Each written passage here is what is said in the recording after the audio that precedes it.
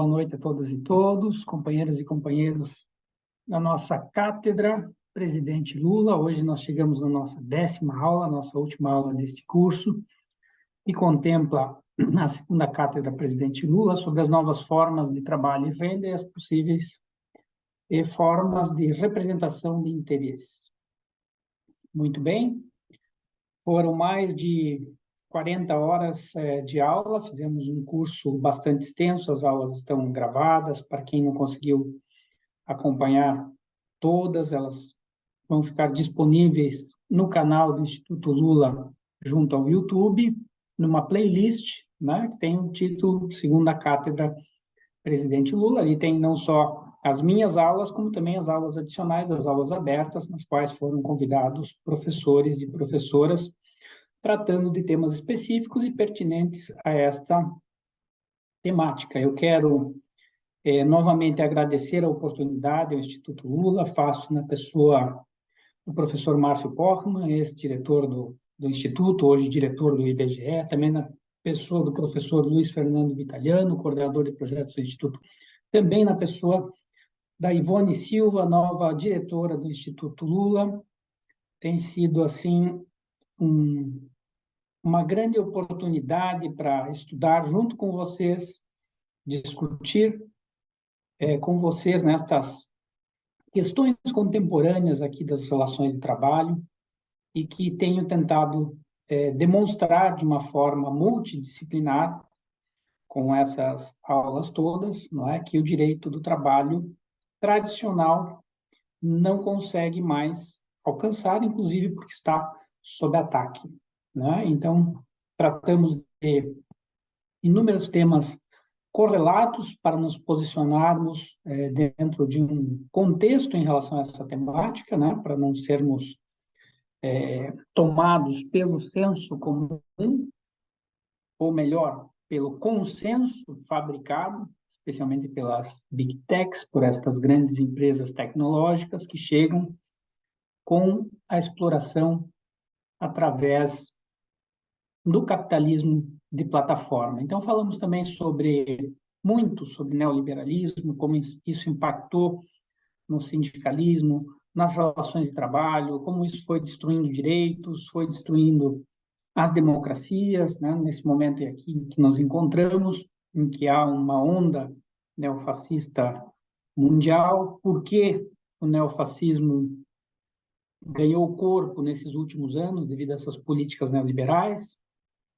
Falamos sobre lawfare contra sindicatos e a classe trabalhadora, ou seja, como o direito do trabalho, né, além de não atender à expectativa justa da classe trabalhadora, né, de emancipação social, ele ainda é usado contra a classe trabalhadora, né, reduzindo direitos, embora nós tenhamos todos esses direitos humanos do trabalho, como eu sinto, fundamentalizados nas constituições, e por entendimentos, por leis de reformas neoliberais, esses direitos vêm sendo continuamente desidratados, né? E hoje nós já vivenciamos, lamentavelmente, uma prática do direito do trabalho que já não corresponde àquilo que aprendemos e que ainda, né, ainda bem, ainda é ensinado nas universidades. Então, tudo isso para dizer para vocês que foram mais de 40 horas aula aqui de muito conteúdo e que, creio, é uma justa homenagem a quem leva aqui o nome da cátedra, o nosso querido presidente Lula, que, se não é, como eu dizia na primeira aula, o melhor presidente que já teve o Brasil, é seguramente um dos melhores presidentes da República que já teve o nosso país e que está fazendo um magnífico trabalho, apesar das condições em que encontrou este país neste ano de 2023, especialmente na questão geopolítica, vem posicionando muito bem o Brasil, vem trabalhando no combate à pobreza, que sempre foi uma das linhas de frente, enfim. Né? Temos muita esperança de que este mandato vá não só recuperar aquilo que se perdeu, mas seguramente melhorar as questões de desigualdade social que historicamente enfrentamos. Muito bem, dito isso, nós vamos agora diretamente tratar do tema aqui da nossa 10ª e última aula, que é direito do trabalho contemporâneo, desmercantilizar as relações de trabalho. Porque se nós estamos tratando das novas formas, e as novas formas de relações de trabalho, hoje nós sabemos que são velhas fórmulas de exploração maquiadas com as novas tecnologias, né, que dão aí um verniz de novidade para essas explorações perversas da classe trabalhadora que pretendem eliminar direitos e não querem nenhuma subordinação à ordem jurídica. Não é? Esta foi a tônica do que nós descobrimos nestas aulas sobre o que são estes aplicativos, estas plataformas digitais de trabalho, como elas operam, que é um modelo de negócio exploratório, né, incompatível com a ordem jurídica dos diversos países. Hoje nós vamos aprofundar este tema e também já dimensionando o direito do trabalho para uma nova realidade em que nós tenhamos uma visão diferente, uma visão humanista, uma perspectiva diferente da contratual, tentando tornar efetivo aquilo que a Declaração de Filadélfia, em 1944, da OIT, colocou. O trabalho não é uma mercadoria.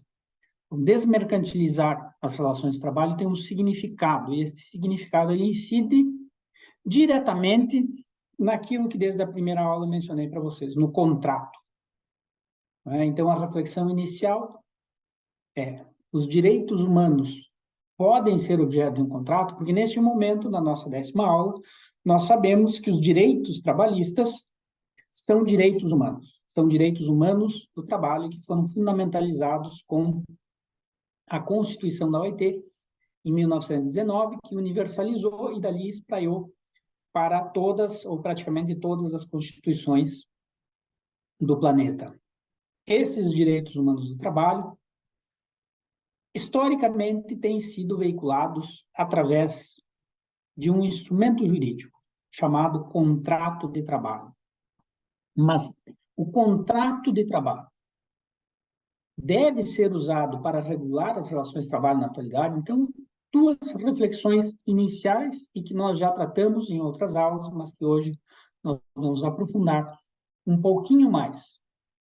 Por que isso é central quando nós tratamos do tema desmercantilizar as relações de trabalho?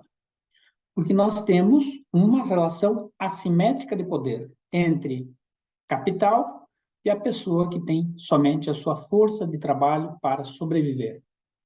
Então, na prática profissional, nós sabemos quantas e graves injustiças que se provocam por uma visão contratualista que incide na apreciação desta relação assimétrica de poder, empoderando o poder econômico, que é quem dita as condições de trabalho. Não há aqui negociação. O pressuposto de igualdade formal, né, de que a parte que tem a mercadoria, trabalho, e a outra parte que tem o trabalho para oferecer, não são iguais. E já, desde logo, o trabalho não é uma mercadoria, as pessoas não são mercadoria. Então, como isso pode ser objeto de um negócio? Porque, ao fim e ao cabo, o contrato é um instrumento jurídico para regular negócios. Não é? Direitos humanos podem ser negociados? E sabemos que essas assimetrias, se eu já tenho aqui uma relação de direito material, que importa uma assimetria fenomenal, que é a relação de trabalho, porque o trabalho representa nada mais, nada menos que a possibilidade de sobrevivência de uma pessoa que é despossuída. Então, eu tenho alguns problemas, não é? Como diz Luigi Ferrajoli, é um jurista italiano, David Held também, cientista político britânico, já falecido. A desigualdade gera distribuição assimétrica de perspectivas de vida e redução de cidadania. Ou, como Ellen Wood, também que eu gosto, uma autora que eu gosto de trabalhar, já falecida também, cientista política, marxista estadunidense, dizia: o mandato democrático não se cumpre nas relações de trabalho. E por que não se cumpre? Se nós temos os direitos trabalhistas fundamentalizados nas constituições, ou seja, reconhecidos, positivados como direitos humanos, por que nas relações de trabalho a pessoa trabalhadora não é vista como um ser humano? E nós continuamos naturalizando estas categorias que são impróprias para tratar de direitos humanos, como o mercado de trabalho. Não é? Isso tem uma lógica, que é justamente a mercantilização que se leva desde sempre. Já denunciava isso Marx no século XIX, não é? Que a pessoa assinava um contrato, ia para os tribunais vindicar os seus direitos e os tribunais, os juízes diziam: não, mas como assinou o contrato concordando com tal condição de trabalho, está obrigado a cumprir, não é? E não cabe nenhuma reclamação. Então, vejam, né, como eu havia dito para vocês lá no começo das nossas aulas, o contrato, ele tem essa característica de colocar a pessoa trabalhadora numa posição de subordinada juridicamente, legitimando a exploração do capital. Não é uma categoria, por nenhum ponto de vista, portanto, própria para tratar de direitos humanos do trabalho.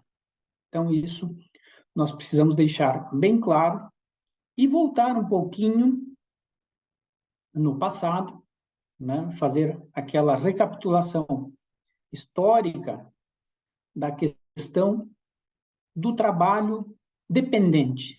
E aí nós falávamos da crítica de Aristóteles sobre o trabalho por conta própria e o trabalho por conta alheia, porque aqui incide a grande questão dos aplicativos, das plataformas, né? É um trabalho por conta própria ou é um trabalho por conta alheia? Nós vamos ver uma decisão do Tribunal Supremo da Espanha que aprecia especialmente este tópico desta alienação do trabalho nas plataformas.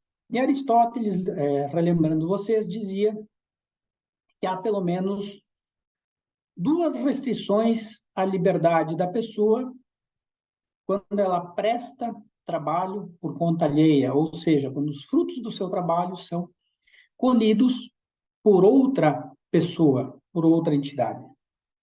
Quais seriam essas restrições à liberdade? A liberdade de atividade econômica, porque não é a própria pessoa que define a sua atividade, não é? Quem define é quem tem o meio de produção. E a outra é a liberdade de circulação sem restrições, que é também abalada na prestação de serviços nesta forma. Como eu disse, dentro de uma jornada, a restrição da pessoa está, sem dúvida nenhuma, não é, limitada. E aí expliquei para vocês que este pecado original, digamos assim, do trabalho assalariado,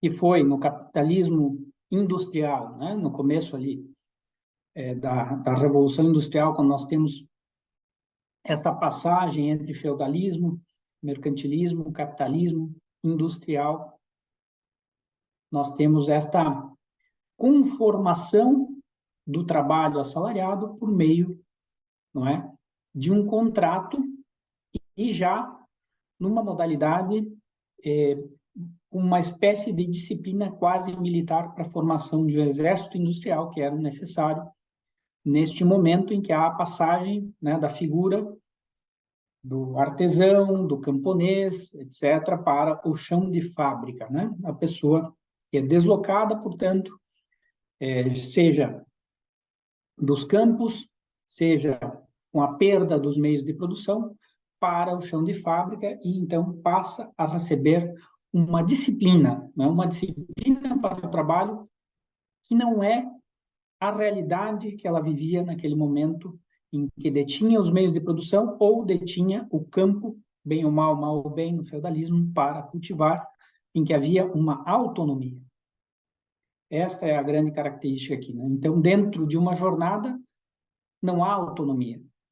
Há uma subordinação ao cumprimento de tarefas que são determinadas pelo empregador.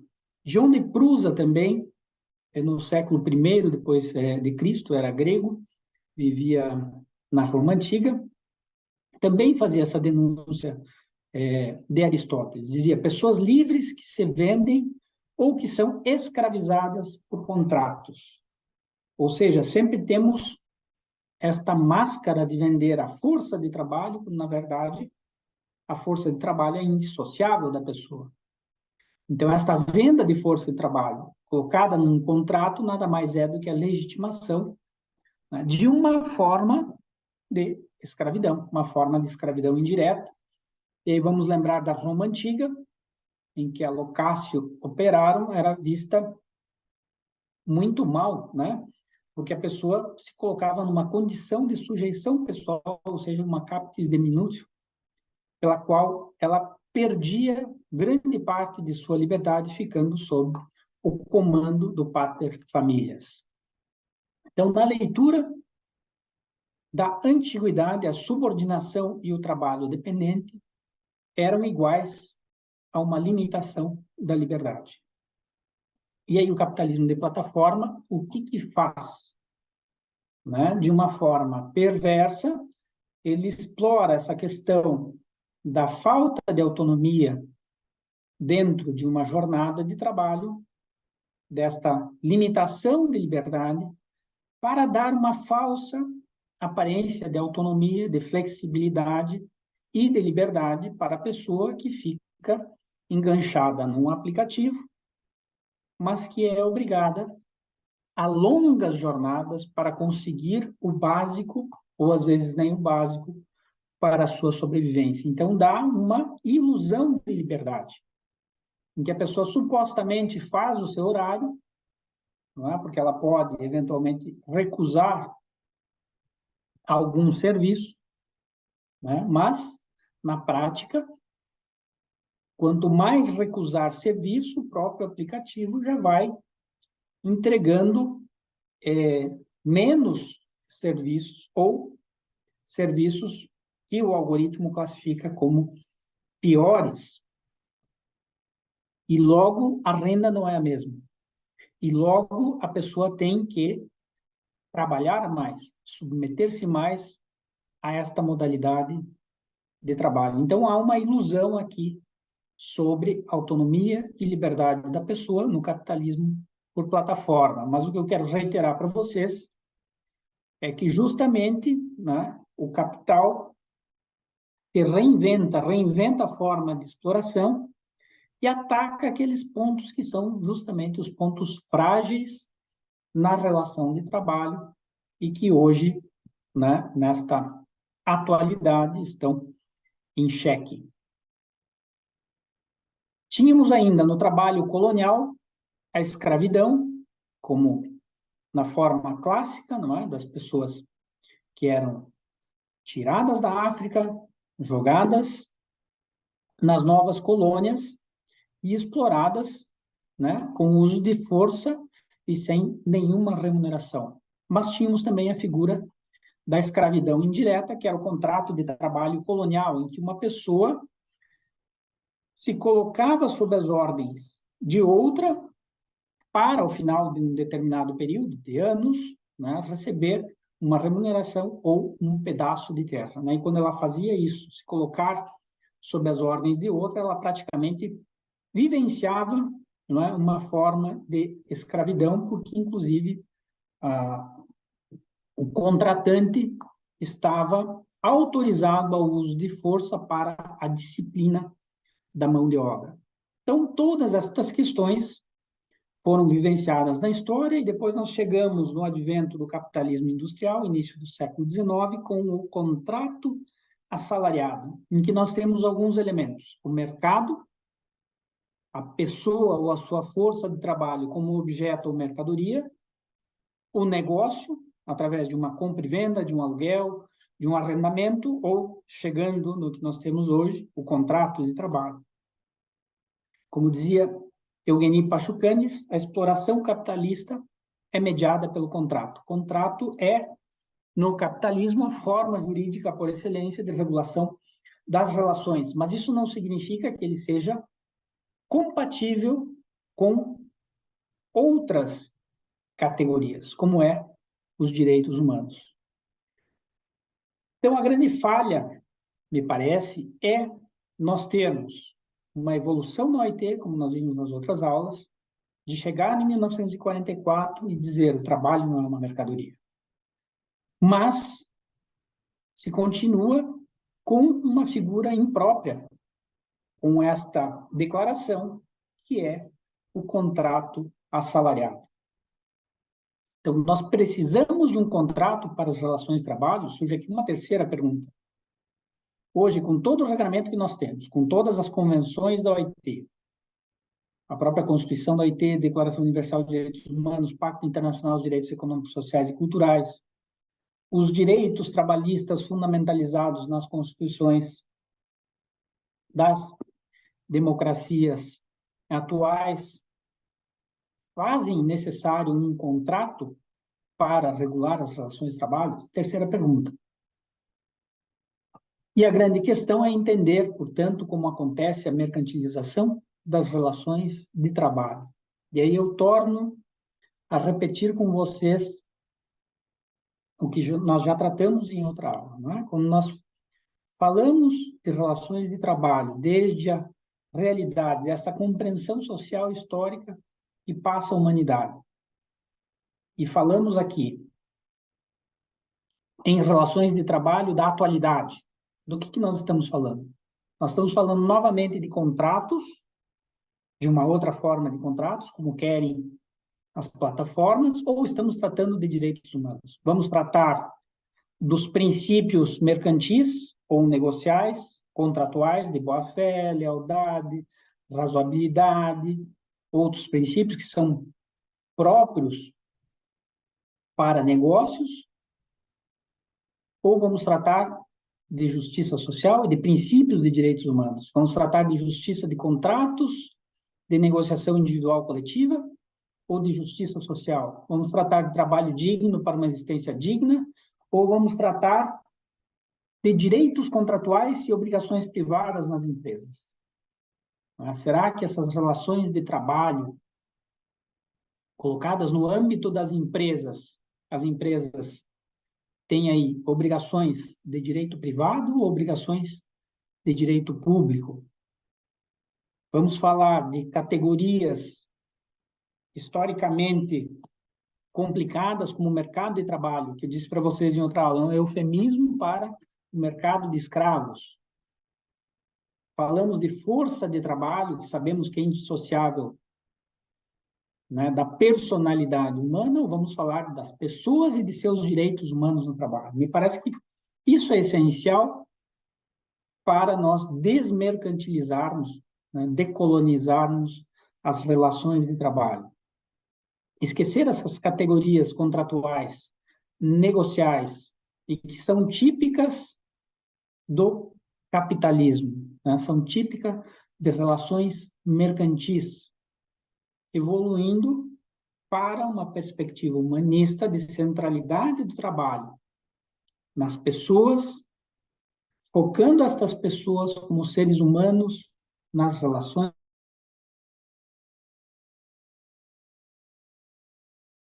direitos humanos, cuja violação não é menor.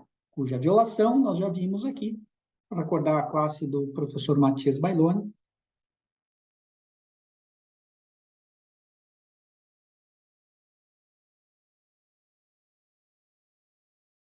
em relação à sociedade, porque muitas vezes algumas práticas empresariais configuram dumping social. O que é o dumping social? A concorrência desleal no próprio regime capitalista, gerada com outras empresas que, por respeitar direitos sociais, têm um custo diferente no seu produto. E a empresa que desrespeita estes direitos humanos do trabalho apresenta um custo mais barato, né? Mas mais barato por aumento da taxa de exploração.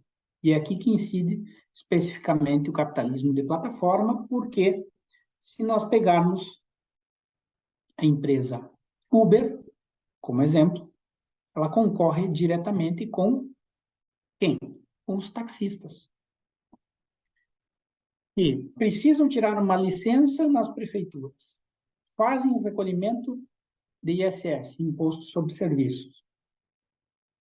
Aqueles que são motoristas empregados têm os direitos do trabalho respeitados e pagos pelo titular do ponto. E aí entra uma plataforma concorrendo exatamente nesta atividade econômica, não pede licença para operar, que não faz pagamento de ISS e que não respeita direito trabalhista algum. Então não tem mágica aqui, não é? Falando, as novas formas de trabalho são velhas formas de exploração que simplesmente eliminam direitos. Então nós temos que entender as relações de trabalho desde outro paradigma aqui para que nós possamos enfrentar corretamente, né, esta nova forma ou velha forma de exploração maquiada com o novo da tecnologia, né, para que possamos chegar num enfrentamento correto. Se nós partirmos de premissas equivocadas, vamos ter conclusões erradas. Vamos ter sérias consequências para o sistema laboral, para o direito do trabalho, para os aparatos estatais de defesa da classe trabalhadora. E vamos incidir na trampa, como eu disse para vocês reiteradamente nas aulas passadas, na armadilha das empresas de plataforma sobre a fraude que aplicam na classe trabalhadora e na própria sociedade. Então, temos que ter consciência de que tratamos de uma relação que tem por base uma assimetria de poder entre uma pessoa subordinada economicamente ou despossuída e o dador de trabalho, empregador, tomador, que é o possuidor exclusivo dos meios de produção e do capital propriedade. Desde aí, vamos construir alguma coisa, né? Então, precisamos sair daquela bolha que nós aprendemos no direito do trabalho, sobre o contrato de trabalho, sobre uma espécie de direito de obrigações trabalhistas, né? Quando nós temos obrigações de ordem pública, pelas quais as empresas têm que prestar contas ao Estado. Temos que sair da bolha da propriedade como um valor universal e absoluto, e enxergar o valor social do trabalho, que está na Constituição brasileira, né, como um dos pilares aqui da nossa democracia, o valor social do trabalho.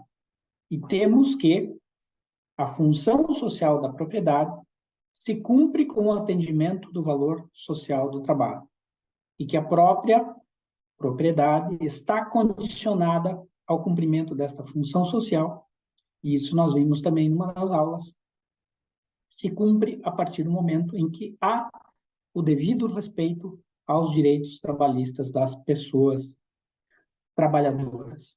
Então, a mercantilização das relações de trabalho, ela acontece historicamente porque o contrato surge no início do século XIX, inicialmente como um contrato de aluguel, de prestação de serviços, de arrendamento, e depois evolui, já no começo do século XX, para este contrato qualificado, né?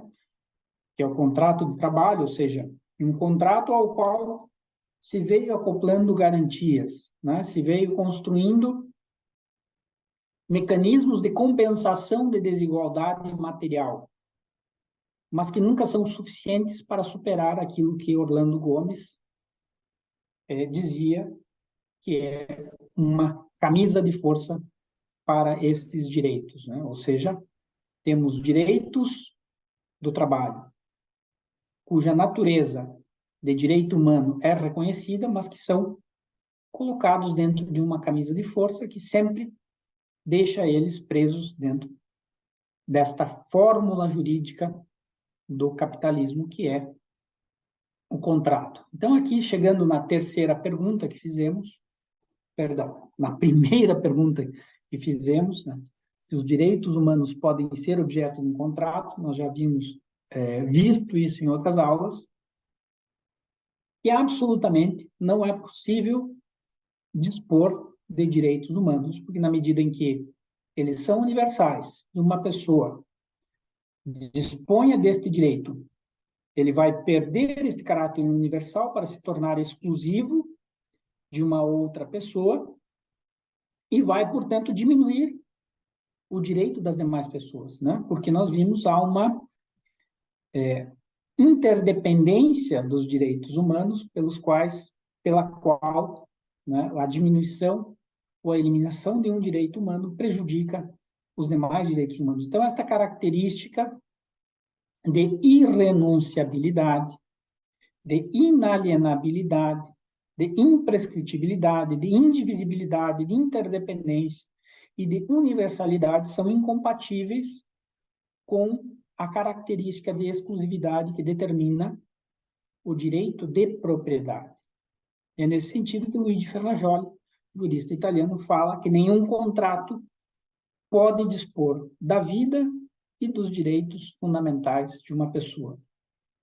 E aí, vamos lembrar de novo que a Convenção de Eliminação de Todas as Formas de Discriminação contra a Mulher, do ano 1978, disse textualmente: o trabalho é um direito inalienável de todo ser humano. Então, nós tivemos, de forma claríssima, positivada, o que nós estamos tratando aqui, né? O trabalho como um direito humano.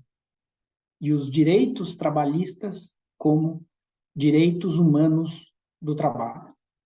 Direitos humanos são freio ao capitalismo e instrumento de combate a todas as formas de dominação. Num dos slides das aulas anteriores que eu passei para vocês, tem uma figurinha de um barco pirata que vai invadindo, né, e uma barreira construída com o nome Direitos Humanos. Assim a gente consegue visualizar bem isso que nós estamos colocando aqui. Porque esta característica de irrenunciabilidade, universalidade, inalienabilidade, indivisibilidade, progressividade são características que limitam a exploração capitalista. Então, nesse contexto, nós podemos afirmar que os direitos humanos são um freio ao capitalismo e instrumento de combate a todas as formas de dominação, e não por casualidade, né? No desgoverno anterior, havia todo um discurso contra direitos humanos, assim como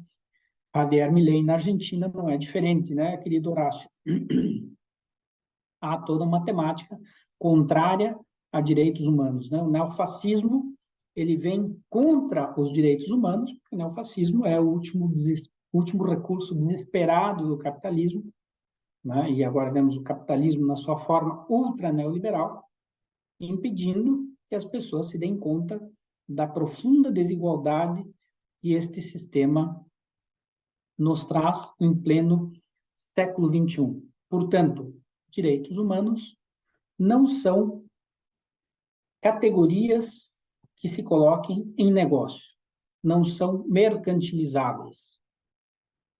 Agora, nestas 4 décadas de neoliberalismo, como pensamento hegemônico, cada vez mais o capitalismo veio se apropriando do público, né, e provocando uma mescla entre público e privado.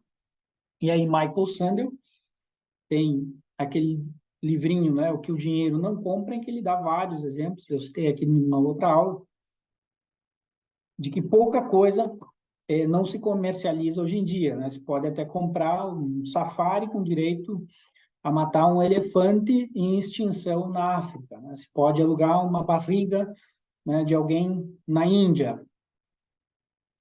N coisas se pode fazer, e se quisermos um exemplo mais palpável aqui para a nossa realidade, a privatização da água, né, dos serviços públicos de água, né? Quando a água é fonte da vida, nem na Roma antiga, né, berço do capitalismo, né, se cogitava de privatizar a água, e se privatiza a água. Se privatiza o direito de informação, né? Quem é que dá o direito da Rede Globo determinar o que é pauta de notícia de um determinado dia.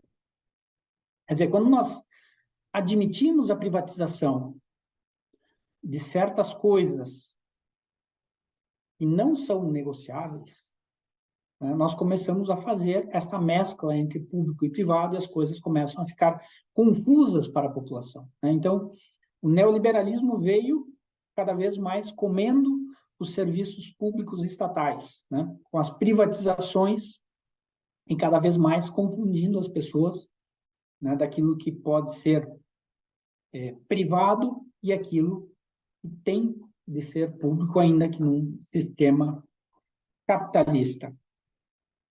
Portanto, o trabalho entra também nessa lógica, né? Porque cada vez mais se potencializa um autoritarismo empresarial ou direito de empresa, né, contra os direitos humanos do trabalho. Cada vez mais se coloca a autoridade no empregador, nesta relação assimétrica de poder, então cada vez mais, né, se faz um movimento de ampliação da desigualdade nesta relação assimétrica de poder, empoderando quem já tem ao natural o poder pela questão do capital e da propriedade dos meios de produção. É aqui que incide, portanto, esta mercantilização do trabalho, este rebaixamento dos direitos humanos do trabalho a uma categoria negociável. Isso provoca sérias consequências, como a gente viu em outras aulas que nós explicamos. Mas vamos separar aqui duas categorias de direitos humanos do trabalho. A primeira, o direito humano ao trabalho, ou seja, trabalhar de forma protegida, digna, valorizada, com aptidão para a emancipação social, né? Um trabalho digno para gerar condições de vida digna.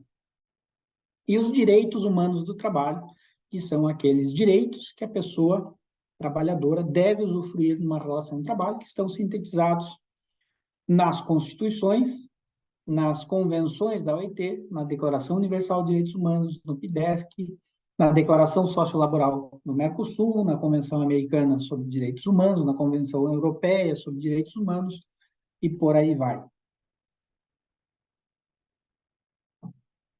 Lembrando, se tivermos o contrato como paradigma referencial para tratar as relações de trabalho, nós vamos estar, novamente, invisibilizando esses direitos humanos, porque passam a ser rebaixados a uma categoria negociável, cuja violação é monetizada na prática pelas empresas, né? E vamos continuar dar aso a esta transgressão entre público e privado, vamos continuar dar aso à visão de que o desemprego é um fracasso individual e não um fracasso coletivo de uma sociedade, em que não se alcançou o pleno emprego para todas as pessoas, para que possam exercer um direito humano do trabalho fundamental, que é o direito de escolher trabalho, o direito de eleger trabalho, que está lá na Constituição da OIT, e que nós falamos que, para ocorrer na prática, para ser efetivado, depende da implantação de uma renda universal. Quando há cobertura das condições básicas de sobrevivência, quando eu alcanço, portanto, a possibilidade de exercer efetivamente o direito de eleger trabalho e de não me submeter às piores condições de trabalho, né, por falta de trabalho. Então, duas coisas são necessárias: o pleno emprego e renda universal, para que se possa exercer este direito humano de eleger trabalho. Lembrando que nós chegamos aqui no Brasil, ano 2014, mandato da presidenta Dilma, ao pleno emprego, né? O índice de desemprego aqui estava em 4,6%, se eu não me engano, melhor que o da Alemanha atual, porque abaixo de 5%, né, se considera pleno emprego num país. Bueno, seguimos. Trabalho não é um contrato, a pessoa trabalhadora não é uma mercadoria, não pode ser objeto de um contrato, porque trabalho é um direito humano. E, dentro de uma relação de trabalho, a pessoa não perde a condição de ser humano, né? O que falta para desmercantilizarmos as relações de trabalho é justamente colocar as pessoas trabalhadoras como seres humanos nas relações de trabalho, com todos os direitos que esta condição, né, lhes coloca. Este paradigma de interpretação e aplicação do direito do trabalho coloca o que nós enfrentamos hoje, na atualidade, relativo à exploração do capitalismo de plataforma, numa obrigação ao natural de respeitar todos aqueles direitos que estão elencados nas convenções da OIT, nestes tratados que acabei de citar para vocês, nas constituições e na legislação social de cada país. Vejam como muda completamente. Se eu tenho uma relação de trabalho em que eu tenho uma pessoa que presta serviços para uma empresa que é a detentora do meio de produção. Isso aqui é inequívoco, não é?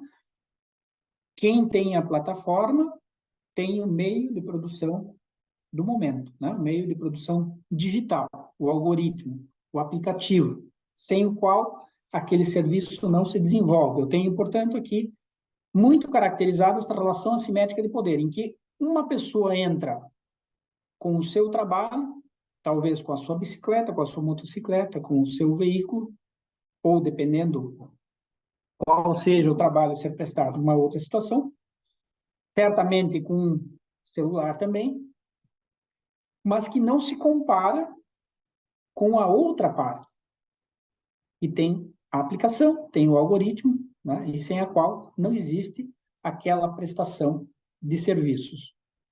Então, se eu tenho esta consideração, estamos frente a uma relação assimétrica de poder. Isso não se discute.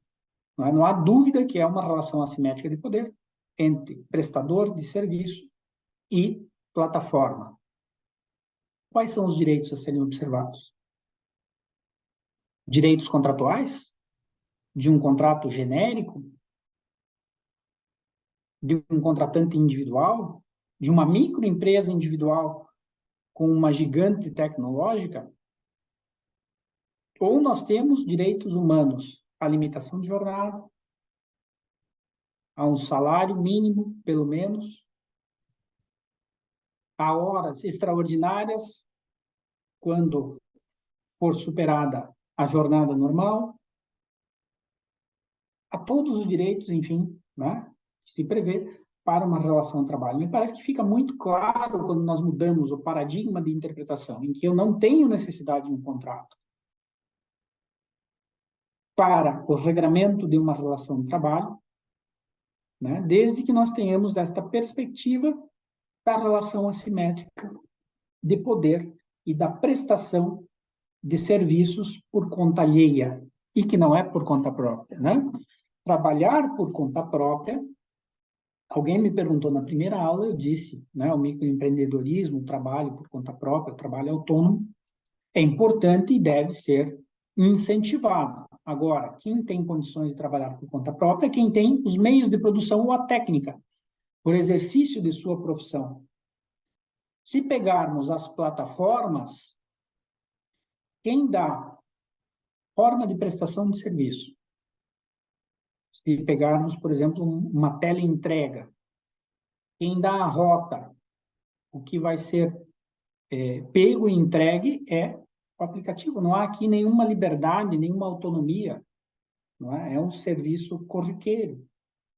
É diferente de nós pegarmos uma pessoa que seja, por exemplo, eletricista, não é? Que faz prestação de serviços elétricos e que tem um conhecimento técnico que a habilita para fazer aquilo na nossa residência, em mais de uma residência, né? E que vai fazendo, portanto, este trabalho de acordo com a sua autonomia, né? Tanto para aceitar ou não aquela proposta de serviço de várias pessoas e não, né, de um empregador só, como é o caso das plataformas. Nessa questão de estarmos aqui saindo desta máscara que invisibiliza os direitos humanos, que é o contrato de trabalho, nós vamos lembrar que também nós falamos da sociedade industrial, né, aquela do início do século XIX, do capitalismo industrial, em que Foucault denunciou, né, a sociedade disciplinar, a apropriação da força produtiva, com a transformação do tempo da vida em força de trabalho para que o empregador não comprasse tempo improdutivo. E aí nós chegamos hoje no modelo de trabalho zero hora, que vem implantado pelas plataformas, pelos aplicativos, em que nós vamos para esse modelo regressivo, em que só haverá remuneração do tempo de trabalho efetivamente prestado, ou seja, aquele tempo à disposição do empregador, em que se fica aguardando ordens, né, ele deixa de ser remunerado. Então, vejam, né, como estamos fazendo um retorno ao passado, e como é importante estudar, né, a história aqui das relações de trabalho para compreendermos que o novo, na verdade, é muito velho, né, uma velha fórmula de exploração maquiada com a tecnologia, repito. E aí vamos passando pelas mudanças que teve o capitalismo, a sociedade do controle, que mencionava a beleza, a indústria cultural, em que as pessoas têm valorizadas não, estão bombardeadas, né, com propagandas, com convites ao consumo e que, portanto, acabam enxergando no capitalismo a única forma de sociabilidade, né? E com isso vão se conformando, com isso vai acontecendo a perda da consciência de classe, o neoliberalismo aprofundado por 4 décadas vai gerar uma outra sociedade, que Byung-Chul Han denuncia como a sociedade do cansaço, ou a sociedade do rendimento, em que a pessoa se autoexplora, e aqui nós chegamos, né? Em que a pessoa é subjetivada a acreditar que é uma microempreendedora de si mesma, e que se ela não conseguir sucesso, se ela não conseguir vencer o final do mês para pagar as suas contas, né, ela é uma fracassada, uma loser do próprio sistema, porque não se esforçou demais, né? E isso vem junto com esta visão ultra neoliberal que confrontamos atualmente, que faz uma feudalização do contrato de trabalho, né? Como denuncia Alain Supiot, jurista francês, na qual nós encontramos uma vassalagem, né? Uma submissão total da pessoa trabalhadora ao poder econômico. E aqui entram as ideologias, né, que são convidativas ao neofascismo, deste novo contratualismo, em que há essa exacerbação do pacta sunt servanda, em que justamente as plataformas, a pessoa aceita o trabalho, ela concordou, então, né, tem que se submeter e não devo nada, não fez bem o serviço, é desligado, e não há nenhuma satisfação daquilo que deveria acontecer ao natural, relativo à proteção da relação de trabalho. Ou o neoproprietarismo, como também fala Piketty, a exacerbação do direito de propriedade, né? E que é acompanhado, do outro lado, com a subjetivação da pessoa trabalhadora a acreditar no microempreendedorismo. Então, todas estas máscaras de subjetivação andam juntas também com esta nova forma de exploração tecnológica, né? Esta nova, velha forma de exploração tecnológica, porque o próprio Marx dizia, isso também tratei com vocês em outras aulas, o capitalismo sempre estará aprimorando as tecnologias de exploração. E se a cada nova tecnologia que o capitalismo inventar ou descobrir, nós tivermos de regular tudo de novo, né, de redescobrir os direitos, de reinventar direitos, né, obviamente nós corremos o sério risco de regressão na construção jurídica, na construção do próprio direito, né? Então, quando nós trabalhamos na aula passada a questão dos desafios da era digital, falamos no enfoque de regulação. Temos que ter muito cuidado neste momento para não incidir na armadilha do capitalismo de plataforma, que é dizer, não, isto é um aparato da sociedade de informação e não está regulado. Né? Mas como não está regulado? Aí vamos fazer uma nova regulação com empresas com capital gigantesco, que fazem lobby nos parlamentos e que, portanto, vão fazer aprovar as leis que lhes forem melhores. E, se possível, leis que não reconheçam nenhum direito. E, nesse sentido, até quem faz parte da nossa lista de WhatsApp, até peço a colegas aqui que coloquem o convite no chat da nossa aula, para quem não entrou ainda ter a possibilidade de aceder a essa lista, né? Passei para vocês um indicativo de possibilidade de greve, ou no mínimo protesto, de trabalhadores e trabalhadoras da teleentrega, porque aquela comissão tripartite que foi formada para apresentar uma proposta de regulação do trabalho em plataforma não teve nenhuma evolução por parte das empresas, né? O lobby empresarial não reconheceu absolutamente nenhum direito. Fez até uma proposta ridícula, irrisória, chegando inclusive a falar um pagamento de R$ 6 por hora de trabalho logada, né? Ou seja, um verdadeiro absurdo, né? Mas importante que a proposta tenha sido tão absurda, né, para gerar a indignação do outro lado, né, para de repente conseguir esta organização para fazer um movimento paredista nestas plataformas. Mas isso para dizer, e fica muito claro, não é, que este capitalismo tecnológico, ou tecnocapitalismo, né, não quer se submeter a nenhum tipo de regulação. Ou seja, ele se vale da própria autoridade tecnológica, né, para impor estas novas, velhas condições de trabalho, né, que são a maximização da exploração das pessoas por meio de algoritmo, né, que é a ferramenta biopolítica do capital neste momento. Mas vejam, contrato de trabalho, portanto, e a figura contratual é a figura que dá o fundo, que dá a base para esta mercantilização das relações de trabalho e que permite que cheguemos neste momento aqui de uma regressão, né? Porque se nós tivéssemos evoluído, quando a OIT disse o trabalho não é uma mercadoria, logo a seguir, Declaração Universal dos Direitos Humanos, 1948, seguiu o PIDCP, o PIDESC, Convenção Americana sobre Direitos Humanos, todas as convenções da OIT que já estavam em vigor e as demais que seguiram, princípios orientadores das Nações Unidas sobre empresas e direitos humanos, e por aí vai. Se tivéssemos abandonado a figura do contrato, certamente hoje não estaríamos discutindo algo tão básico que é esta exploração, né?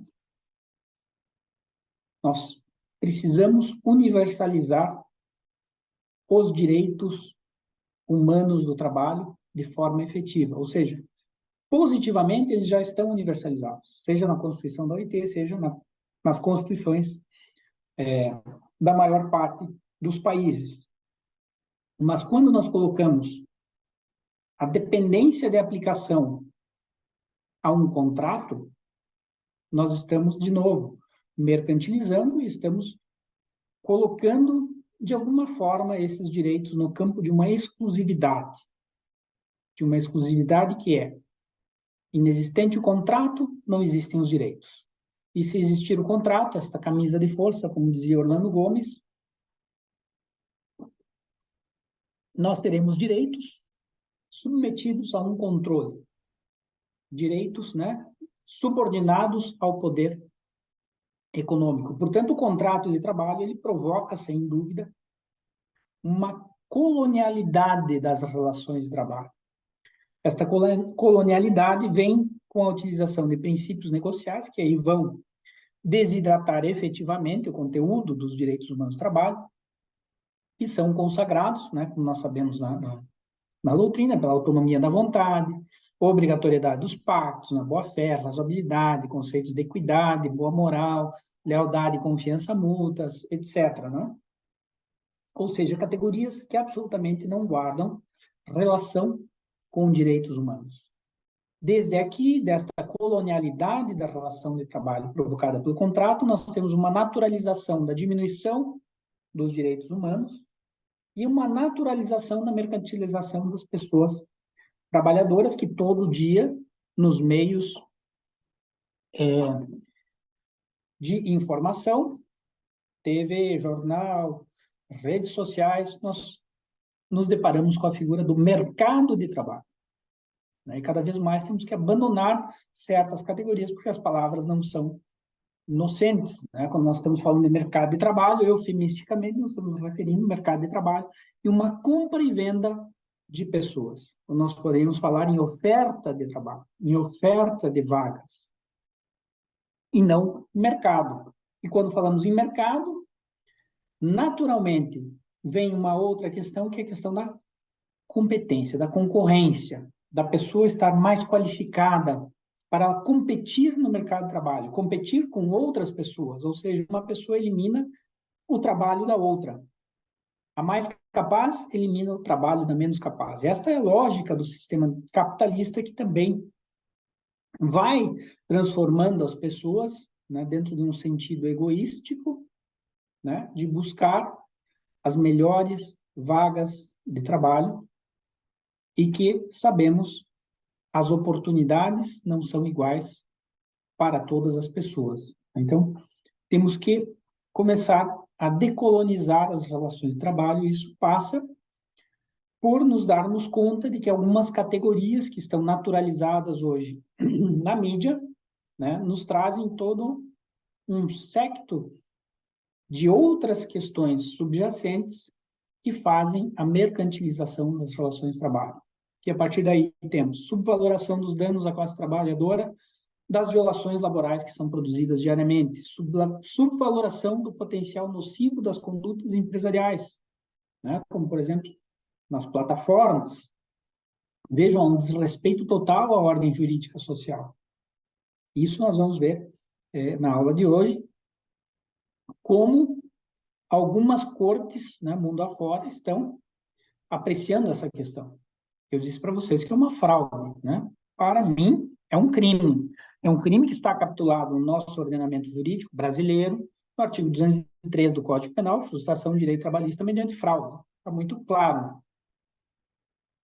Porque através da plataforma, quando não se emprega a pessoa mediante registro em carteira de trabalho, mediante formalização perante o Estado, eu estou sonegando todos os direitos humanos do trabalho a esta pessoa. Jean Baudrillard também fala na despossessão do próprio sentido do trabalho que acontece com a mercantilização. Não é? Ou seja, esta subordinação, que é o ponto frágil deste contrato, desta relação mercantil de trabalho, como quer o capitalismo, e nós sabemos que não é, acaba, né, fazendo com que a pessoa, dentro desta ótica negocial, odeie o trabalho, porque ela é mais uma subordinada, ela perde a sua liberdade dentro da jornada, porque ela está submetida ao poder econômico de outra. Né? Isso dá uma cidadania limitada, porque a pessoa fica sob um instrumento contratual de dominação e disciplina, ainda que estejamos num regime democrático de direito, mas um regime democrático de direito em que o poder econômico é legitimado a impor determinadas condições a uma pessoa despossuída e que necessita da sua força de trabalho para sobreviver. Então, os elementos aqui de mercantilização das relações de trabalho, né, que são, na verdade, uma colonialidade das relações de trabalho, corresponde à dominação, a esta subordinação, à exploração, ao monopólio dos meios de produção, ao impedimento do desenvolvimento e emancipação da classe trabalhadora, a esta naturalização da violência capitalista nestas relações coloniais de poder que se estabelecem nas relações de trabalho, mantendo a classe despossuída eternamente a serviço do capital e as classes proprietárias como eternamente dominantes da classe despossuída, sem nenhuma chance de mobilidade social. Né? Se formos para a tese Foucaultiana da biopolítica, podemos ver aqui o contrato como um instrumento biopolítico do capital, ou seja, uma forma jurídica da tecnologia liberal de governo, e o algoritmo, hoje também, como um instrumento biopolítico, uma forma jurídica do tecnocapitalismo controlar as pessoas trabalhadoras. Portanto, vejam, né, que não é pouco falar em desmercantilizar as relações de trabalho, é realmente romper um paradigma que está naturalizado na nossa sociedade, mas que não corresponde à evolução jurídica, né? Não corresponde àquilo que nós vimos desde o nascimento da OIT, em 1919. E aí fica a terceira pergunta, que nós falamos no início da aula. Há necessidade de um regulamento laboral sob a dependência de um contrato? Ou seja, o contrato é realmente um instrumento de aquisição e realização de direitos trabalhistas? Óbvio que não. Em primeiro lugar, a relação trabalho não necessita de contrato. Por quê? Trabalho, como vimos, é um direito humano. É um bem público, reconhecido pela Constituição da OIT, ao qual toda pessoa tem o direito de eleger trabalho, pelo menos deveria ter, né, o direito de eleger trabalho, e que o Estado tem a obrigação de alcançar para a pessoa, ou seja, de fazer efetivo o pleno emprego, para que possa haver esta eleição de trabalho. Portanto, trabalho é, além de ser um direito humano, um bem público. As normas trabalhistas têm indissociavelmente caráter imperativo, vinculante, obrigatório e, pelos tratados de direitos humanos, convenções da OIT, a necessidade de efetivação, porque delas depende a vida digna de quem não tem capital. E se nós pegarmos o princípio da primazia da realidade, que orienta o direito do trabalho, que está nas principais legislações trabalhistas mundo afora, nós temos que a formalização, o desenvolvimento e a terminação da relação de trabalho absolutamente independe de um contrato. Nós podemos ter a máscara que for. Se encontrarmos a figura da pessoa trabalhando por conta alheia, de forma subordinada, dependente, nós estaremos diante de uma relação de trabalho, não importa que máscara se tenha dado a esta relação, não importa que tenhamos aí um aplicativo para dizer que não é uma relação de trabalho. Pelo princípio da primazia da realidade, se encontra uma relação de trabalho. Então, para que um contrato? E, ademais, dentro do que nós temos hoje de evolução de normas trabalhistas, na maioria dos países do mundo, não se admite contrariedade à lei nos contratos de trabalho. Não é? Quantas cláusulas são anuladas nos contratos de trabalho por contrariedade à lei, justamente por este caráter de ordem pública? Então, se nós formos analisar efetivamente esta figura jurídica do contrato, ela é absolutamente desnecessária para uma relação de trabalho. Então, por que ela existe? Para atrapalhar. Óbvio, né? Para conformar esta camisa de força a que se referia o professor Orlando Gomes, dos direitos humanos da classe trabalhadora. Para colocar esses direitos humanos sob o império do poder econômico que determina até onde eles vão, determina na prática o seu conteúdo. Então, é uma figura que nós temos que abolir das relações de trabalho. porque só serve para legitimar, nesta relação assimétrica de poder, mais desigualdade frente ao capital. É uma base, portanto, colonial de poder. Né? Como marco da juridicidade capitalista, o contrato de trabalho é uma base colonial de poder que impede o efetivo alcance dos direitos humanos do trabalho e acaba configurando uma supremacia do poder econômico e um maior empoderamento das empresas, que são condições para aquilo que o professor Mário Gamba Corta tratou com vocês aqui numa aula aberta, para a hegemonia deslaboralizadora que nós vivemos hoje. Então, não são questões pequenas ou menores para ser tratadas quando falamos das novas formas de relação de trabalho, né? Temos que atualizar o nosso direito do trabalho para um direito realmente efetivo. E um direito realmente efetivo, quando estamos tratando de relações de trabalho, temos que pensar em direitos humanos do trabalho. Temos que sair desta base colonial de poder do direito de trabalho tradicional para uma base emancipatória da classe trabalhadora, que são os direitos humanos. E aí vejam, a encruzilhada do direito do trabalho atual é sair de uma servidão contratual, nós temos pelo contrato, por esta camisa de força dos direitos humanos da classe trabalhadora, para uma servidão algorítmica, que elimina completamente os direitos humanos da classe trabalhadora.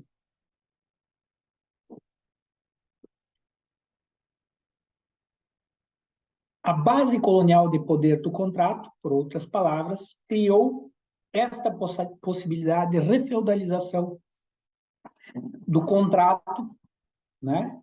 Que este contrato de trabalho passa a ser valorado no máximo agora pelo capitalismo de plataforma como um contrato comum, perdendo-se todas as garantias do direito do trabalho tradicional. O que é muito diferente se nós enxergássemos as relações de trabalho com regulações de direitos humanos, que é o que é, com base nas convenções, nos tratados, nas constituições e nas normas contidas nas legislações trabalhistas dos países mundo afora. Vejam, nesta passagem de servidão contratual para servidão algorítmica, o que nós temos é a legitimação da subordinação jurídica mediante contrato, substituída pela subordinação tecnológica pelo algoritmo. E faz uma autoaporia, né? A autoridade tecnológica ou um tecno-autoritarismo empresarial. Já não depende de uma forma jurídica. E aqui é interessante que fala Pachucanes. E no feudalismo não se necessitava uma forma jurídica particular.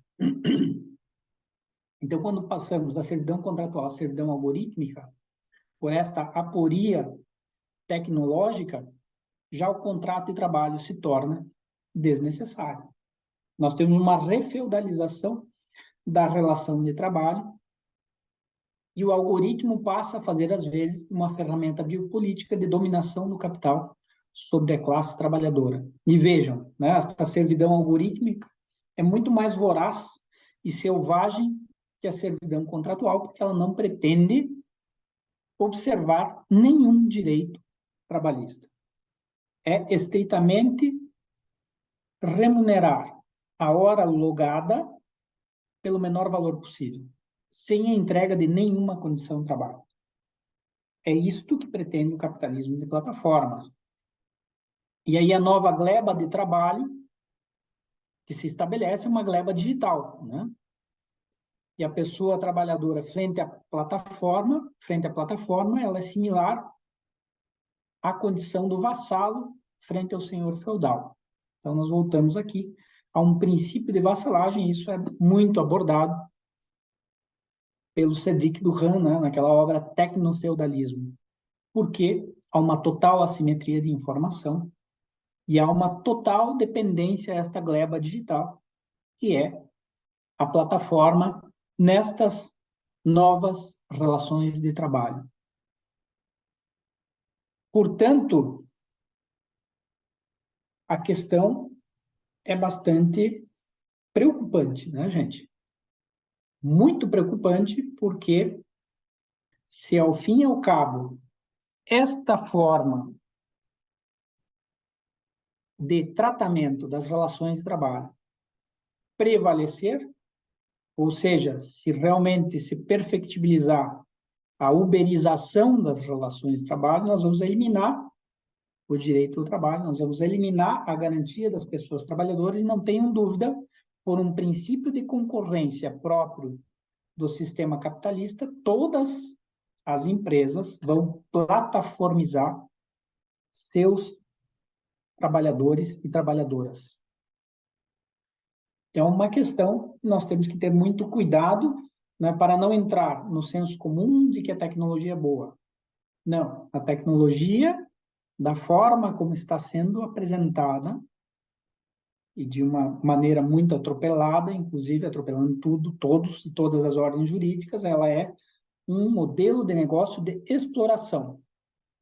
Ou, como disse Eric Durand, um processo de acumulação primitiva de dados, que sai na frente quem tem a tecnologia, e sabemos as Big Techs, as GAFAM, né, quem é que detém a tecnologia. Faz, portanto, um modelo de negócio exploratório, que atropela todos os direitos humanos, né? Não respeita nenhuma ordem jurídica. E aqui gostaria de fazer para vocês a menção de um julgamento do Tribunal de Justiça da União Europeia, de 20 de dezembro de 2017, né? O processo C-434 de 2015, foi movido pela Associação Profissional Elite Taxi da Espanha contra a Uber da Espanha. O que questionavam os taxistas, né?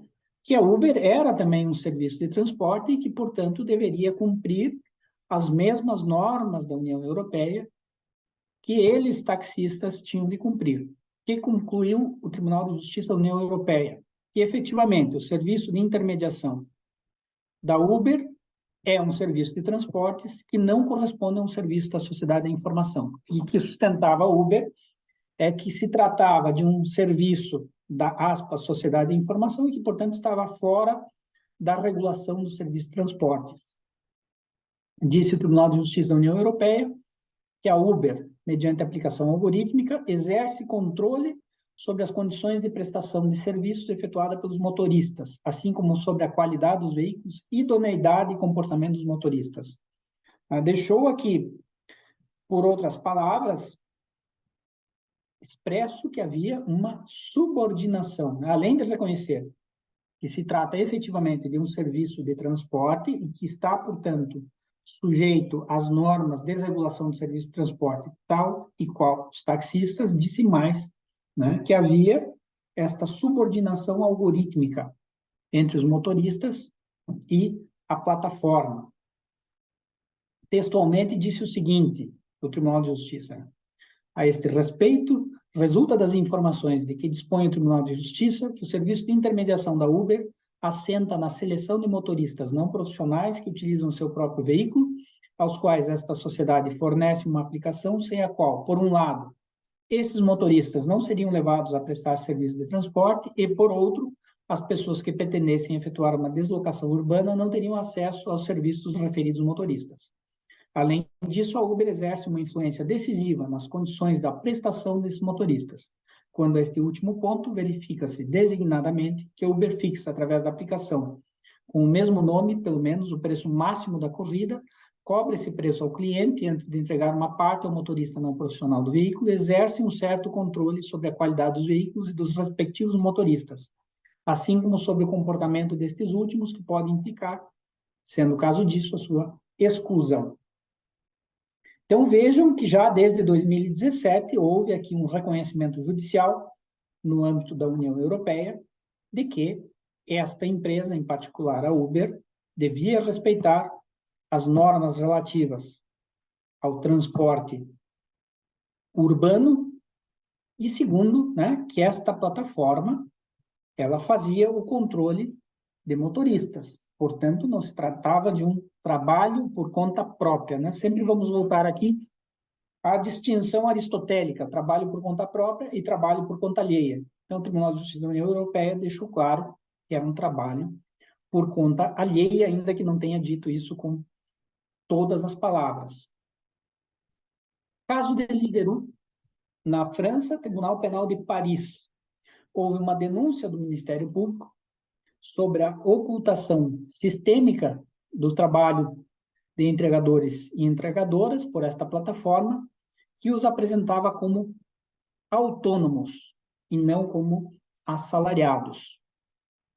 Ano passado, em abril, o Tribunal Penal condenou 2 ex-dirigentes desta empresa na França por fraude laboral a 12 meses de prisão, reconhecendo que a empresa obrigava entregadores e entregadoras a trabalhar como se fossem autônomos, né? E isto se entendeu como constitutivo de delito de trabalho irregular na França. Houve imposição ainda de uma multa de 375 mil euros a esta plataforma e a obrigação da plataforma publicar a decisão por um mês, especialmente nos locais de trabalho, pagar indenizações a ex-entregadores e entregadoras explorados desta forma e ainda pagar 50 mil euros a 5 sindicatos, né? Disse o Tribunal Penal de Paris. Um falso trabalhador por conta própria, sujeito a uma relação jurídica de subordinação e em situação de dependência econômica, não poderá fazer valer seus direitos sociais nas mesmas condições que um trabalhador declarado. Vejam, né, que aquilo que eu disse para vocês me parece que se adequa perfeitamente ao artigo 203 do nosso Código Penal, frustração de direito trabalhista mediante fraude. Ou, se quiserem, o artigo 297, parágrafos 3º e 4º, né, que equipara a falsificação do documento público quem não formaliza uma relação de trabalho. E isso, no Brasil, é um crime que tem uma pena bastante grave, né, de 2 a 5 anos de reclusão e multa.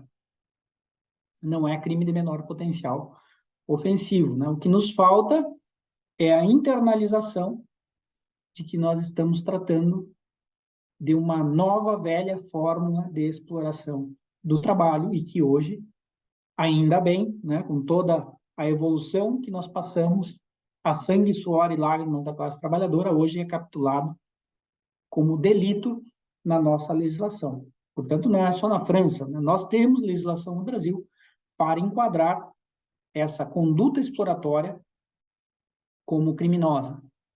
Vamos para o caso Glovo, sentença do Tribunal Supremo da Espanha, né? Uma decisão do Tribunal Supremo da Espanha, que lá eles chamam de sentença, de número 2.924 de 2020, foi relator Juan Molins Garcia Tansi, em que se apreciou a existência da relação de trabalho entre o entregador e a plataforma Glovo, e que concluiu o Tribunal Supremo pela presunção de laboralidade, ou seja, decidiu em favor do trabalhador, com base no artigo 8º do Estatuto dos Trabalhadores, que diz o seguinte: se é uma relação de trabalho, né, se presume, portanto, né, que a ela devem ser aplicados todos os direitos correspondentes a esta relação de trabalho, conforme previsto na legislação. O tribunal entendeu presente a subordinação na forma estrutural, ou seja, a inserção da pessoa dentro da organização empresarial e disciplinar da Glovo, e que a dependência se verifica na sujeição desta pessoa, ainda que de uma forma flexível, não rígida, a essa esfera de organização e direção da empresa. E com relação à alienação que eu mencionei a vocês, né, o trabalho por conta alheia, né, o trabalho alienado, vamos lembrar de Marx, disse o Tribunal Supremo que era a Glovo que tomava as decisões comerciais, determinando o preço dos serviços prestados, a forma de pagamento e a remuneração das pessoas entregadoras, dizendo textualmente que o meio de produção essencial ao negócio é a plataforma e a propriedade era da Glovo. Portanto, não era a bicicleta, né, não era o celular o meio de produção. O meio de produção, reconheceu o Tribunal Supremo da Espanha, é a plataforma. Disse mais o Tribunal Supremo, que a qualificação desta relação, a vida entre este entregador e a plataforma, como sendo uma relação de trabalho, deve ser feita no judiciário por prova indiciária, ou seja, por indícios, em que se aprecia a margem de autonomia de quem presta serviço, ou seja, se há efetivamente autonomia ou não. E a conclusão foi de que não há autonomia para fazer entrega, né? Quem determina a entrega é o aplicativo. A entrega, a forma da entrega, o preço, etc. Este precedente é importantíssimo, gente, porque ele levou à elaboração do Real Decreto-Lei 9 de 2021, também conhecido como Lei Rider, que nós vimos em aulas passadas, né? E que firmou a presunção de laboralidade entre pessoas trabalhadoras e os aplicativos ou as plataformas.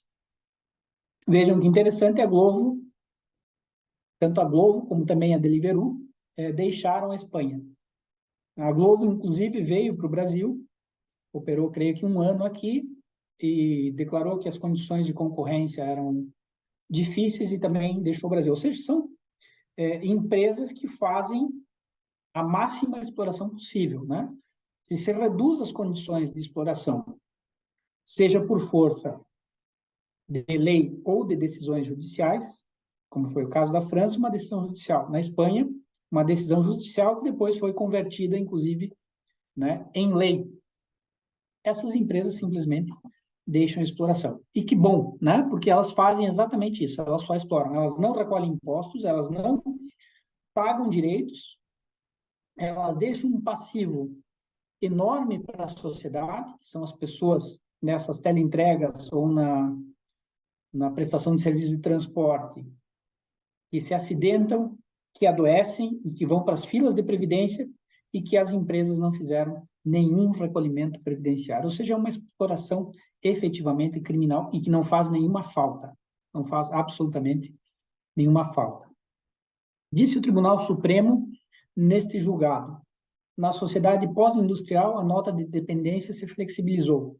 As inovações tecnológicas propiciaram a instauração de sistemas de controle digitalizados da prestação de serviços. A existência de uma nova realidade produtiva obriga a adaptar as notas de dependência e alienação à realidade social do tempo em que se devem aplicar as normas. Portanto, é aquilo que eu disse para vocês em outras aulas. Nós temos lei, né? O que tem que haver é uma adaptação desta lei para contemplar estas inovações tecnológicas, ou melhor dizendo, né, as inovações tecnológicas têm que cumprir a lei.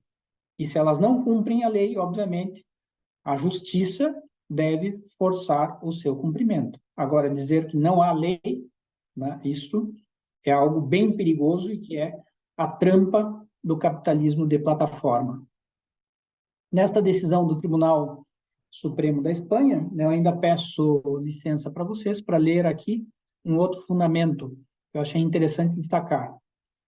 Disse o Tribunal Supremo: Glovo estabeleceu meios de controle que operam sobre a atividade e não somente sobre o resultado, mediante a gestão algorítmica do serviço, as valorações dos entregadores e a geolocalização constante. O entregador não organiza por si só atividade produtiva, nem negocia preços ou condições com os titulares dos estabelecimentos aos que serve, nem recebe dos clientes finais a sua retribuição. O autor não tinha uma verdadeira capacidade para organizar sua prestação de trabalho, carecendo de autonomia para isso. Estava sujeito às diretrizes organizativas fixadas pela empresa. Isso revela um exercício do poder empresarial em relação com o modo de prestação do serviço e um controle de sua execução em tempo real, que evidencia a concorrência do requisito de dependência próprio da relação de trabalho. Então, vejam, né, que tudo isso que o professor tem dito aqui desde a primeira aula, alguns tribunais, né, já reconheceram mundo afora. Finalmente, gente, vejam como foi interessante esse precedente espanhol. Isso tudo gerou discussões na União Europeia, e as discussões na União Europeia estavam em torno de 2 modelos de regulação. o modelo francês, que eu disse para vocês na aula passada, né? O grande perigo das regulações incidirem sobre as relações de trabalho e não, né, não ser adotado aquilo que eu disse para vocês na aula passada, que é o enfoque de regulação. O enfoque de regulação deveria incidir sobre a plataforma, o algoritmo, o direito de informação, a transparência, o código, não é? Mas incidindo sobre a relação de trabalho, há um risco, né, de perda ou redução de direitos humanos, ou seja, há um risco de contrariedade ao princípio da progressividade ou a vedação de retrocesso social. Mas, enfim, no Parlamento Europeu se estabeleceram os debates e estavam mais ou menos entre o modelo francês de regulação, que ia mais por uma autonomia, lembrando aqui, citei para vocês uma jurisprudência do Tribunal Penal de Paris, mas a lei francesa, né, como eu mencionei para vocês na aula passada, ela reconheceu um trabalho autônomo dessas pessoas junto à plataforma, claro, estendendo direitos previdenciários, etc. Mas não colocou a presunção de laboralidade, não é? E lembrem que a França está sob um governo de direita, né? Não é um governo de esquerda. Daí, para explicar como saem algumas leis. Na Espanha, temos um governo de esquerda, saiu uma lei de presunção de laboralidade com base, né, nesta decisão do Tribunal Supremo. E aí, no Parlamento Europeu, o debate girou entre o modelo francês ou o modelo espanhol, e, finalmente, final de 2022, 21 de dezembro, depois de um ano de debates, se decidiu por seguir um modelo espanhol, né, de regulação para plataformas de trabalho digitais, ou seja, com a presunção de laboralidade e aplicação de todas as normas trabalhistas. Por conseguinte, essa lei deve entrar em vigor no final desse ano, mas ela ainda pende de aprovação definitiva. Eu peguei dois destaques que estão ainda na tramitação desse projeto de regulação, com a última alteração à vida, né? Essa última alteração, considerando 24. Acho importante a gente ver o que concluiu o Parlamento Europeu. Disse o seguinte: quando as plataformas de trabalho digitais supervisionam ou exercem alguma forma de controle sobre determinados elementos da execução do trabalho, atuam enquanto empregadores numa relação de trabalho. A direção e o controle ou a subordinação constituem um elemento essencial da definição de uma relação de trabalho nos Estados-membros na jurisprudência do Tribunal de Justiça da União Europeia. Por conseguinte, com base numa presunção legal, deve considerar-se que as relações contratuais entre as pessoas que trabalham numa plataforma e a plataforma de trabalho digital constituem uma relação de trabalho. Esse é o considerando 24. E aí a proposta de regulação contempla o artigo 4º, número 1, parágrafo 1º.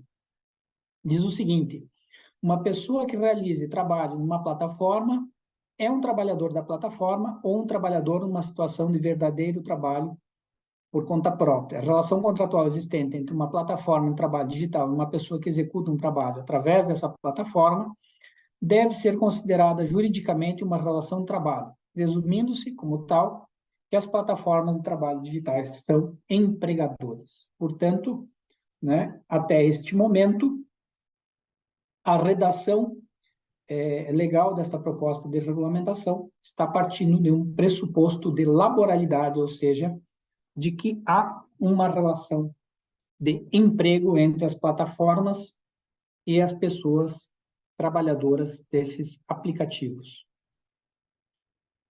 Como conclusão, gente, hoje nós vamos encerrar um pouquinho mais cedo a nossa aula, porque é a nossa última aula, e também porque eu quero abrir espaço para que vocês também troquem umas ideias, né, já que é o nosso último encontro. Nós podemos ter o seguinte, né, a necessidade de desmercantilizar as relações de trabalho é urgente, é fundamental para enfrentar este capitalismo de plataforma, esta selvageria do capitalismo tecnológico, e para desmercantilizar as relações de trabalho, nós temos que visibilizar os direitos trabalhistas como direitos humanos e que são os aptos a alcançar justiça social, ou seja, distribuição de vida digna a todas as pessoas, a partir do pressuposto de um trabalho digno, lembrando que um trabalho digno é aquele que respeita todos os direitos humanos do trabalho. Portanto, temos uma necessidade de visibilidade, promoção e proteção cada vez mais forte desses direitos humanos das pessoas trabalhadoras nas relações de trabalho. Fazer uma construção jurídica laboral diferente, portanto, da contratual, né? Temos que superar esta visão mercantilista contratualizada para adotar uma lógica humanista que se estruture na superioridade do valor trabalho sobre o capital, não mais com a subordinação jurídica, porque essa nem a classe trabalhadora quer mais, né? Como nós escutamos do próprio Douglas, né? Quando veio aqui, falando pela sua categoria de teleentrega, né? E que tenha centralidade na pessoa, ou seja, temos que superar a dependência econômica da pessoa trabalhadora, e esta superação de dependência nós fazemos quando nós damos visibilidade à pessoa numa relação de trabalho como ser humano e como sujeito de direitos humanos, cuja violação, né, não é menor. A violação de um direito humano é uma coisa gravíssima num Estado de Direito, e quem viola um direito humano, né, deve responder adequadamente a esta violação, reparando adequadamente essa violação, e não da forma como é feito hoje, né, através de uma monetização por baixo. Ou seja, se naturalizam violações de direitos trabalhistas como se fossem obrigações de ordem privada, né? E que se contempla com o mínimo, com os trocados, né? Não é por aqui. E vejam que a Deforma Trabalhista de 2017, do desgoverno Temer, e que hoje nós sabemos não foi casualidade após o golpe de 2016, não é, gente? Ela pretendeu limitar os danos morais, inclusive, nas relações de trabalho, e o Supremo Tribunal Federal, ainda bem, nesta parte, fez um controle de constitucionalidade e disse que aqueles parâmetros podem ser observados, mas não como máximo. O que queria de forma trabalhista ao colocar um limite para o dano moral?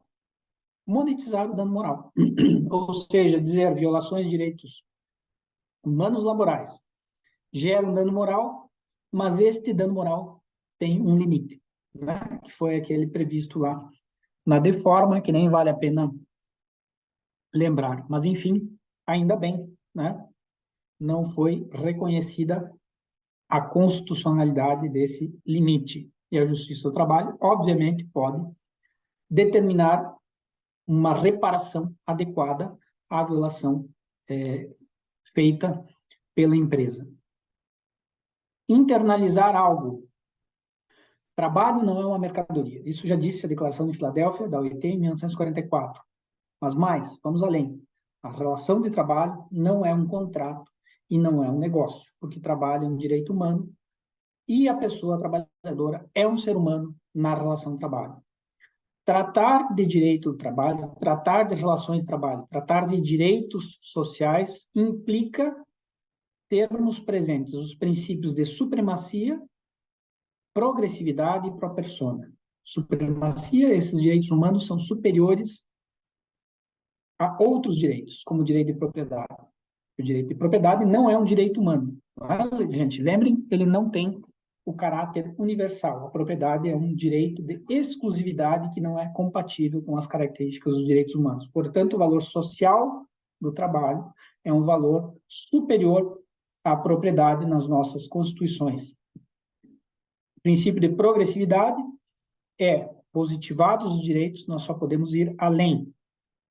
É nesse sentido que se entendem as negociações coletivas de trabalho promovidas pelos sindicatos, ou seja, não podem atuar para diminuir direitos que já estão previstos nas normas, porque nós sabemos também, depois de todas as nossas aulas, de que os direitos trabalhistas positivados são o mínimo e não o máximo, assim como todos os direitos humanos positivados são o mínimo e não o máximo.